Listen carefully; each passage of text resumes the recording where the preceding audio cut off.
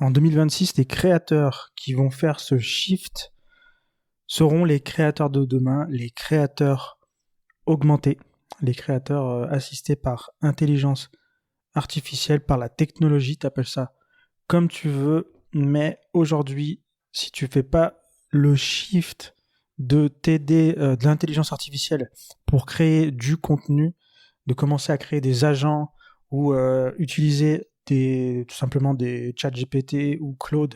Je te conseille Claude qui est beaucoup plus puissant, qui est beaucoup plus efficace et humain, on va dire, dans la rédaction. Tous ceux qui vont pas faire ce shift en 2026 vont pas être du bon côté de la pente. et c'est le sujet du jour. Voilà, c'est de la prédiction, c'est mon avis. Voilà, je pense on se dirige vers ça en fait. Et aujourd'hui, il faut vraiment être conscient de tout ça, de toute cette problématique. Donc, dans ce podcast, donc on est en audio, je sais, on est voilà. Si t'es pas content que le podcast, que t'es sur YouTube, que tu vois une vidéo et le mec il a pas mis de vidéo, il parle comme ça dans son micro, t'aimes pas ça, mais il y a des applications de podcast qui sont, par exemple, Podcast Addict, t'as Apple Podcast, t'as Spotify où tu peux retrouver mon podcast qui s'appelle Épicentre, le podcast des solopreneurs. Je t'invite à taper tout ça, à t'abonner et aller écouter ça quand tu cours, quand tu fais d'autres choses et voilà. Mais donc on va voir tout ça aujourd'hui. On va voir comment voilà, moi là bientôt je vais faire quelques expériences. On va dire je vais essayer de créer des agents IA qui vont m'assister justement dans ma création de contenu. Même si je le fais déjà, j'ai vraiment envie de passer au step supérieur ou du style je fais un audio et il me rédige un mail. En gros, c'est ce que je vais voilà, je vais essayer de creuser ça. Je sais pas si je vais y arriver, mais le but c'est vraiment ça, tu vois. J'ai une discussion avec une IA, soit je fais un monologue, soit je fais une discussion, et ensuite ça me crée une newsletter, tu vois, un mail à envoyer avec un appel à l'action, avec un hook, avec un super titre et tout. Et après, si je vois que ça fonctionne bien, j'aimerais bien aussi passer au mode, tu vois, créer des séquences mail pour faire des lancements, des promotions, tout ça par mail. Parce que, voilà, si tu me connais pas, moi c'est Fabrice, je suis solopreneur. Je suis solopreneur depuis 2018 et en fait j'ai un autre business qui est sur la permaculture, la nature, tout ça. Je vends des formations. J'ai quelques formations en passif comme ça et j'aimerais, tu vois, peut-être je m'en occupe plus, tu vois, le business là, il est en mode au ralenti. J'ai mis ça de côté depuis quelques semaines, même quelques mois. Et le but, c'est de faire tourner ça au ralenti. Mais quand tu fais pas de promo, tout ça, quand tu communiques pas par mail, tu crées pas de lien. Enfin voilà, du coup, tu vends pas aussi, tu vends moins. Tu fais pas d'appel à l'action, tu vends moins, c'est logique. Hein. L'argent est dans la liste email, donc j'ai une liste email qui traîne avec un email par mois tout de même, sans trop d'appel à l'action, mais pour maintenir le lien en automatique. Donc j'ai un email qui parle, mais j'aimerais, tu vois, de temps en temps, quand j'ai une idée, tout simplement dicter et que, tu vois, vraiment faciliter cette interface de parce qu'aujourd'hui, en fait, on arrive dans une ère où ça sert plus à rien de savoir écrire, d'être copywriter ou je sais pas quoi. Il faut être, tu vois, dans la stratégie, il faut être dans, faut connaître l'humain, faut savoir communiquer, faut connaître ton marché, connaître ton avatar, ton offre, tout ça, tu vois. Il faut, et c'est plus la peine de savoir bien écrire, de savoir vendre. En fait, l'intelligence, hein, elle sert plus à rien. L'intelligence va être remplacée. Et il y a quelques compétences qui vont rester, tu vois, des compétences un petit peu fondamentales. Et le marketing, tout ça, ça va pas forcément être des choses qui vont rester. Bon, je pars un peu dans tous les sens, mais ce que je voulais dire, c'est qu'on va arriver de plus en plus vers l'année, tu vois, on est en 2026. Les solopreneurs qui font pas ce shift, qui vont pas se faire des agents pour augmenter leur capacité à créer du contenu, que ce soit par email, ou sur les réseaux sociaux, en fait, ils vont devenir invisibles. Parce que déjà, on a vu, là, cette année, de plus en plus de contenu en IA qui est en train d'envahir le net. Pardon. Et, et du coup, bah, en fait, les IA, elles peuvent créer 24 sur 24, 7 jours sur 7. Elles peuvent même streamer 24 sur 24, 7 sur 7. Donc bientôt, on aura des créateurs artificiels, quoi, ça existe déjà, hein, des avatars IA qui seront 24 heures sur 24, 7 jours sur 7 en direct. Et les gens, ils iront sur le live et ce sera, ils auront leur communauté et ils seront là 24 sur 24. Donc, on va rentrer en concurrence avec ce type de contenu, quoi, ce type de format 24-24, 24 sur 7, quoi. Et alors, je dis pas qu'il faut créer 24 sur 7, mais il va falloir repenser notre façon de créer du contenu. Passer 80% de ton temps sur la rédaction, sur tout ce qui est publication, tout ça, il faut plus en fait, c'est terminé. Il faut arriver à éliminer tout ça en fait.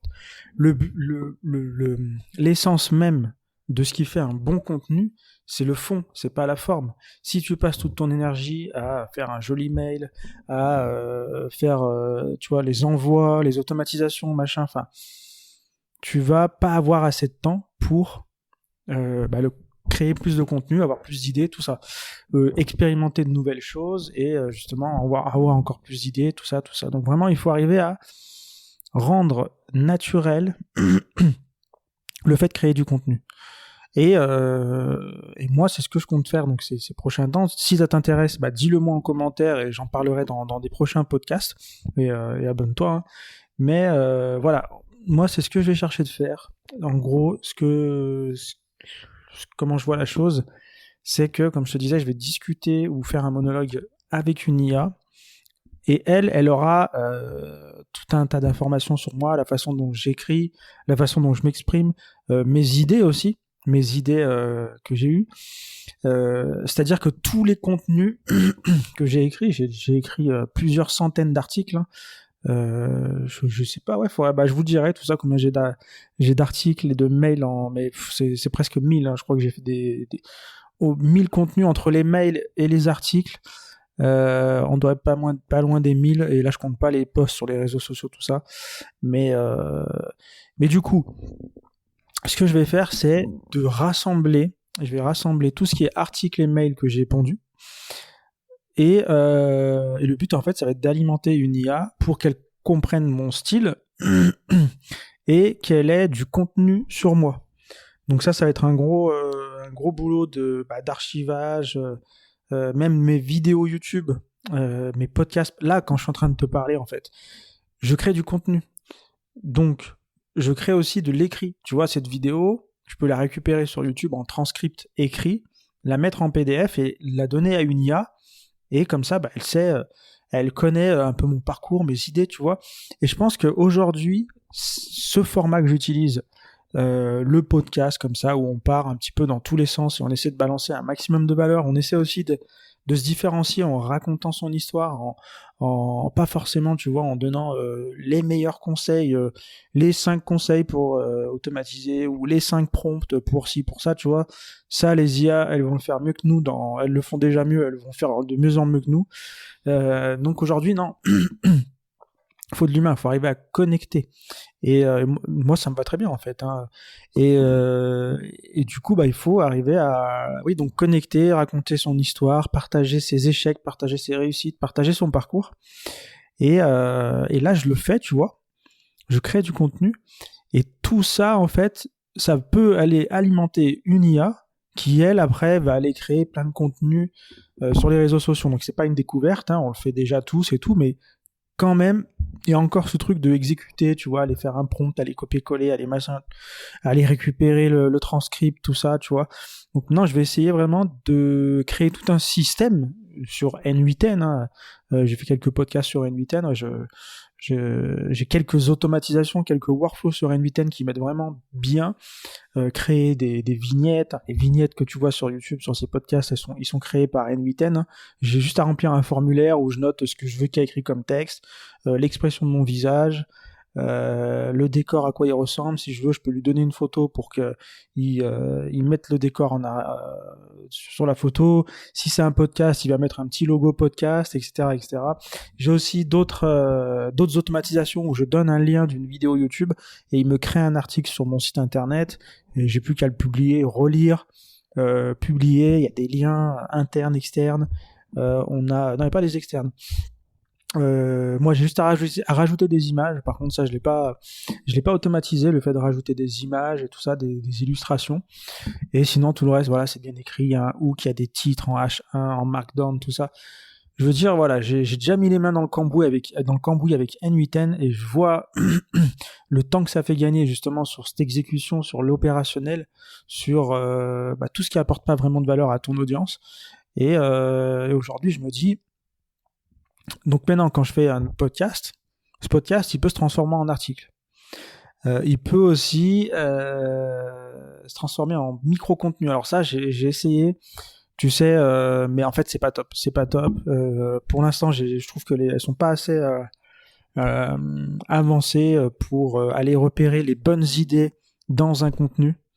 Malheureusement, j'ai pas trouvé d'autres moyens de créer du contenu pour les réseaux sociaux, du micro-contenu en utilisant les transcripts, sans qu'elles se trompent dans les choix des idées qui sont pas top finalement. Enfin, ça c'est compliqué. Mais moi je pense qu'il y a une façon de faire que je pourrais faire justement comme ici, c'est avoir une conversation avec une IA et construire avec elle. Tu vois, finalement, créer du contenu aujourd'hui, c'est plus prendre son clavier devant son écran, écrire tout ça. C'est de plus en plus dans la conversation, dans l'audio, dans parler, quoi, tout simplement. Parler, ça va être un peu la nouvelle interface qui va vraiment de plus en plus s'immiscer dans nos vies, quoi, en gros.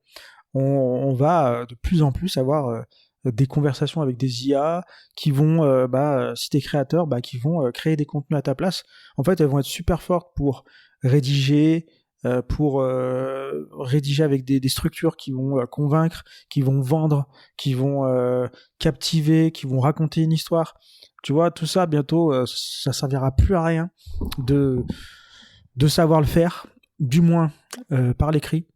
Vraiment, la vraie compétence, ça va être dans l'idée, elle va être dans la remise en question, la stratégie, dans se démarquer finalement du bruit, hein, comme au lieu d'être dans le bruit, essayer d'être le signal, d'être celui qui fait différemment, celui qui dit des choses nouvelles, des choses qui attirent l'attention, qui sont pas communes et qui apportent de la valeur.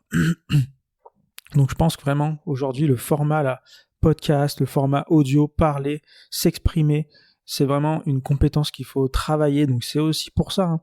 Moi, dès que j'ai vu qu'il y a eu ChatGPT là qui est sorti en fin 2022, je sais plus, instantanément je suis passé à l'écrit, quoi. Enfin je suis passé de l'écrit à l'audio, hein. Enfin tout de suite, je crois que j'ai quand même mis 1 an, hein. Mais j'ai commencé à me dire, voilà, ça sert à rien d'écrire en fait. Là, j'écris des articles, j'écris des mails, tout ça, mais ça sert à quoi de développer cette compétence alors qu'il y a des IA qui vont le faire, qui le font déjà. À l'époque, je t'avoue, c'était éclaté, hein. ChatGPT au départ, c'était on voyait à 15 000 que c'était ChatGPT qui écrivait, c'était trop formel, mais il y avait quand même des bonnes, enfin c'était quand même un truc de ouf, hein. Mais je savais que voilà, avec le temps ça allait s'améliorer. En plus c'était un carton, quoi, tout le monde utilisait ChatGPT. Je me suis dit c'est bon, là ça va évoluer à une vitesse, et ça a évolué à une vitesse, et aujourd'hui c'est difficile de voir la différence. Moi je vois bien, j'ai commencé à écrire, à retranscrire mes podcasts en articles depuis je sais pas 2-3 ans, et je vois qu'aujourd'hui ça n'a rien à voir avec les premiers articles. Au début, quand tu disais à l'IA, vas-y, prends le transcript et écris un article, SEO, tout ça, machin, mais elle te faisait un truc tout pourri, alors qu'aujourd'hui, elle arrive à écrire des articles déjà de plus de 1500, voire 2000, même plus de 2000 mots, bien structurés, avec des liens internes, des liens externes, des hooks, et puis surtout en recopiant ton style d'écriture, quoi. Donc, voilà, franchement, au début, quand je relisais les articles, c'était vraiment pas top, et aujourd'hui j'ai plus rien à corriger, quoi. C'est nickel. y a pas de mots bizarres, tu vois, genre formidable. Enfin, tu sais, des mots qui font trop. Voilà, bref, tu m'as compris. Et voilà, aujourd'hui, je pense que vraiment, si tu es créateur de contenu, vraiment, il faut que tu passes à la vidéo ou au podcast. C'est la base. C'est la base. Il faut faire ça. Il faut commencer à donc, créer du contenu et commencer aussi à apprendre à utiliser l'intelligence artificielle et surtout les outils d'automatisation pour pouvoir créer tes propres outils. Si tu maîtrises N8N, et N8N, c'est pas si difficile, hein, t'as pas besoin de coder. Hein. Tu peux même faire des applications maintenant. Enfin, la compétence de codage, elle n'est pas indispensable. J'avoue, là, j'ai regardé il n'y a pas longtemps là, le reportage, là, la vidéo de Micode, où justement il a un stagiaire qui code, qui a appris à coder, et en même temps il y a l'IA qui est arrivée, donc il a appris à coder avec l'IA, et petit à petit, en fait, il a laissé la partie code à l'IA, et il était plus justement dans la stratégie, dans la correction, où il allait plutôt aiguiller l'IA pour corriger, pour atteindre l'objectif. Et à un moment donné, en fait, il avait tellement fait un truc avec des surcouches de code que en fait, il n'arrivait plus à corriger. L'IA n'arrivait pas à trouver de solution, et lui, il n'était pas capable de comprendre, tu vois, les fondamentaux, ce qui avait fonctionné ou pas. Enfin bref, du coup, ouais, mais là, en vrai, ok, mais là, voilà, on parle de Micode, voilà, tu vois, lui, c'est un ultra geek, codeur. Je pense qu'il a engagé aussi des talents, il a des projets qui sont aussi ultra geeks. Nous, voilà, on est juste des créateurs de contenu. Franchement, faire une automatisation sur N8N, moi, en une demi-journée, je te fais des automatisations pour créer des articles. Enfin, et puis ça s'apprend rapidement. Tu apprends rapidement. Hein, tu iras voir le podcast. Je te mettrai en lien ou demande-le-moi en commentaire. Ou tu regardes tout simplement dans mes anciens podcasts. J'ai fait un podcast justement où j'explique un petit peu comment j'ai appris à faire de l'automatisation, mon processus de travail, tout ça. Donc je t'invite à aller voir tout ça. Mais je pense vraiment qu'aujourd'hui, les fondamentaux, c'est ça, quoi. Se mettre à l'audio, vidéo ou podcast, et maîtriser l'intelligence artificielle et les outils d'automatisation. Si tu arrives à travailler ces trois choses, je pense que tu es dans l'antifragilité, je pense que tu pourras t'adapter, parce que voilà, la vraie intelligence, entre guillemets, c'est vraiment l'adaptation, être antifragile dans la nature. J'aime bien Olivier Amand, je sais pas si tu connais, qui parle de robustesse, et dans la nature, en fait, tous les êtres vivants qui survivent, en fait, c'est ceux qui arrivent à s'adapter, en fait, parce qu'il y a tellement de perturbations, de changements climatiques. Là, on parle beaucoup de changements climatiques, mais t'inquiète que dans l'histoire de la Terre, là, les 4 milliards d'années, des changements climatiques, il y en a eu des ultra violents. Hein. La Terre, à un moment donné, c'était juste on appelait ça la Terre boule de glace. C'est-à-dire que toute la Terre, c'était juste de la banquise, quoi, des icebergs et de la banquise, quoi. C'était que de la glace. Il faisait tellement froid. Et il y a eu d'autres moments où c'était très très chaud. Il y avait beaucoup d'éruptions volcaniques, et voilà, ça dégageait beaucoup de CO2 dans l'atmosphère. C'était invivable. Et à chaque fois, il y avait des grosses extinctions de vie. Mais aussi, il y a eu justement, en fait, il y avait toujours, quand ça a redémarré, il y avait toujours quelques êtres vivants qui étaient plus robustes que d'autres, parce que justement, ils avaient cette capacité à s'adapter aux changements et à des changements spécifiques. Et en fait, dans la nature, on retrouve plein de principes comme ça qui peuvent nous aider, comme par exemple la redondance. La redondance, c'est le fait que, j'en ai parlé, je crois, dans l'ancien podcast, je crois dans le précédent podcast, où un élément peut remplir plusieurs fonctions.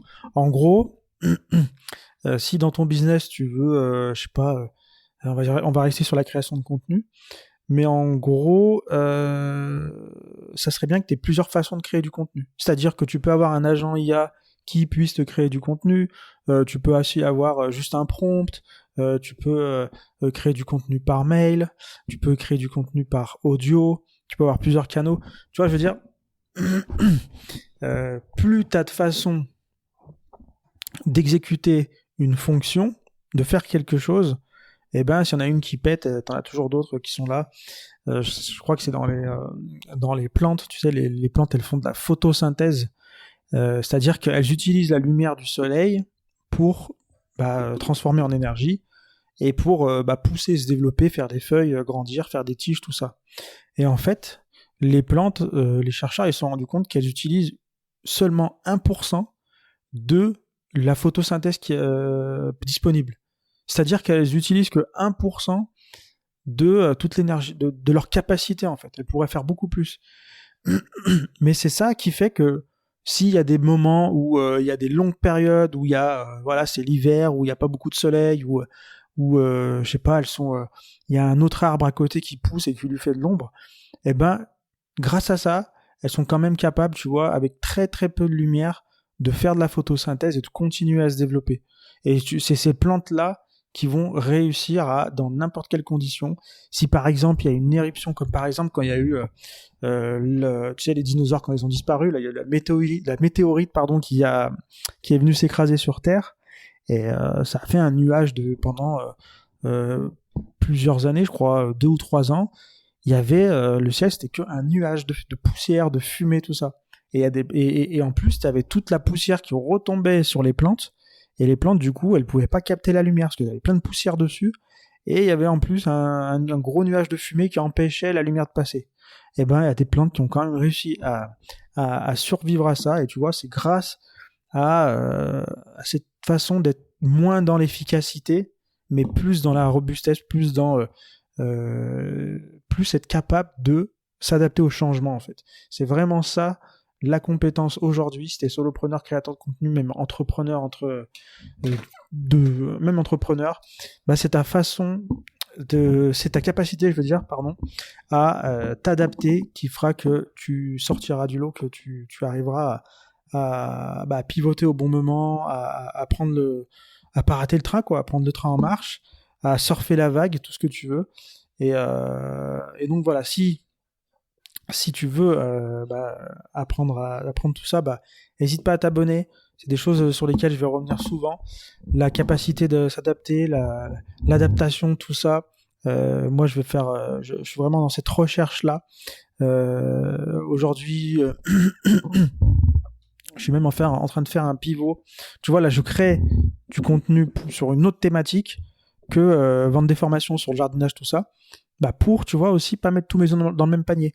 Et je suis aussi en train de mettre un petit peu de côté le business en ligne, de jardinage, tout ça, pour me concentrer plus sur le terrain, le réel, tu vois, où je vais vraiment aller dans le réel me confronter entre guillemets, mais aller avec l'humain, jardiner, se rapprocher de la nature, tout ça, parce que je pense que ça aussi, c'est quelque chose qui est robuste, tu vois. Le jour où il y aura que des IA, on sait jamais, hein, ça se trouve demain les IA, elles vont prendre la place de tous les créateurs de contenu, il y aura plus beaucoup de sous à se faire sur internet, et du coup on va faire comment? Donc au moins, tu vois, là je mets beaucoup d'énergie à développer quelque chose dans le monde réel parce que ça me plaît aussi, et au moins après, tu vois, j'aurai un pied dans l'un, un pied dans l'autre. Et s'il y a un souci, je pourrais aller soit d'un côté, soit de l'autre. Et là, je serais plutôt robuste, tu vois. C'est ça aussi, et on va finir là-dessus, c'est ça aussi dans l'entrepreneuriat, j'en ai parlé aussi il n'y a pas longtemps, c'est qu'on est là, on met beaucoup d'énergie à créer quelque chose de nouveau. Et après, quand ça tourne un petit peu, il faut aussi toujours aller explorer, créer de nouvelles choses, même si il faut rester focus, tout ça, c'est important. Mais aussi c'est important d'aller explorer. Quand tu regardes tous les ceux qui font du business en ligne, ils disent faut être focus, mais la plupart aussi ils vont toujours essayer de se renouveler, de faire soit de faire différemment, soit de créer des nouveaux produits, des nouvelles offres, faire des partenariats, peut-être de l'affiliation. Tu vois, regarde ce que les autres font et n'écoute pas trop ce qu'ils disent, mais regarde ce qu'ils font, tu vois. Et bref, on va finir là-dessus. Pense à t'abonner, pense à laisser un petit pouce et laisser un commentaire, comme ça, moi ça me fait un petit signal à l'algorithme, et comme ça je remonte un petit peu dans l'algorithme, et après il y a plus de vues, et du coup ça me motive et je continuerai à partager tout ça. Je te dis salut.